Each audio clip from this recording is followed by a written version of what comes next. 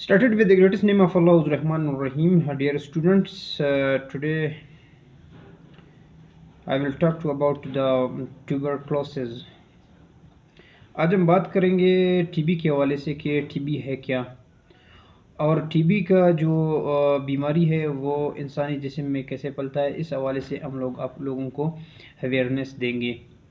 तो ये लेक्चर बहुत इम्पोर्टेंट है आप लोगों के लिए, तो ज़रा तवज्जो कीजिए इस कि टीबी है क्या। इसके बारे में थोड़ा स्टडी करेंगे, फिर उसके बाद मैं आप लोगों को इसका समझाता हूँ आप लोगों को। ये एक मतही मरज़ है जो एक ख़ास जरासूमे माइकोबैक्टीरियम ट्यूबरक्लोसिस से फैलता है। इसको इन्फेक्शन की दो तरह से होती है, एक इंसानी और दूसरा हैवानी होता है। माखुज़ इस इन्फेक्शन के फैलाने का सबसे अहम माखुज़ है जिस मरीज़ों के बलगम के अंदर टीबी की जरासीम पाए जाते हैं, वो इस मर्ज़ को फैलाने का सबब बनते हैं, जो कि जानवरों में दूध के ज़रिए मरीज़ के मुंतकिल होता है। दूध अगर उबाला ना जाए तो मरीज़ में ये ट्रांसफ्यूजन हो सकता है। यहाँ हमने पढ़ा था कि जो टीबी का जो जरासीम है ट्यूबरक्लोसिस, वो जो है इंसानी बॉडी में किस एंगल से, यहाँ एक एंगल बताया था इसने, तो हम पढ़ेंगे कि टीबी जो है वो दो वजूहत की वजह से इंसानी बॉडी में हैक्ट कर सकता है।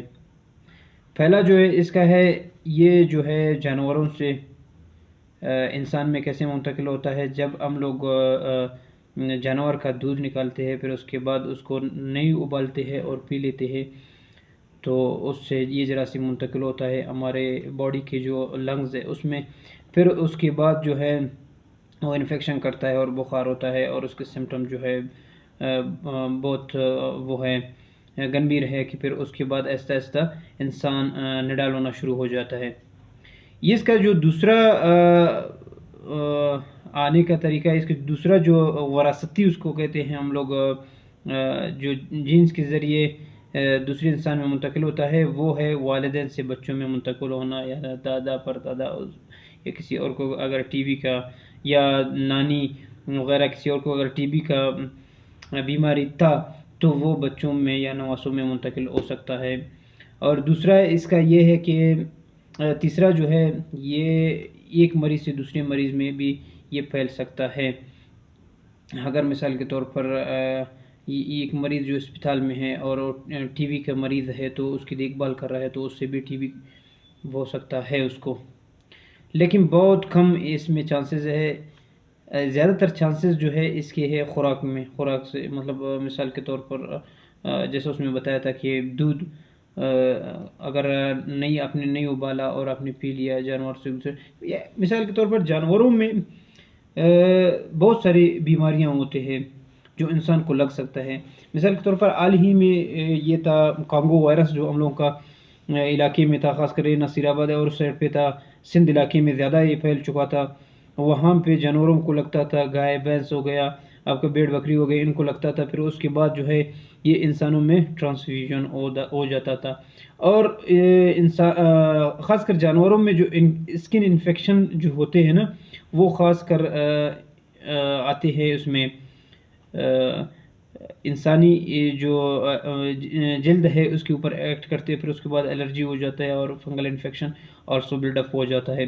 तो अपना सबसे पहले हम लोगों को अपने हिफाजती तदाबीर जो है लाजमी है। जब हम जानवर के पास जाते हैं तो सबसे पहले हम लोगों को ये करना चाहिए कि अपने लिए ग्लव्स का एहतमाम करें, या दूसरे भी जितने भी इंस्ट्रूमेंट है वो अपने साथ उठाए, ताकि उन इन्फेक्शन और उन जरासीम से हम लोग बच सकें।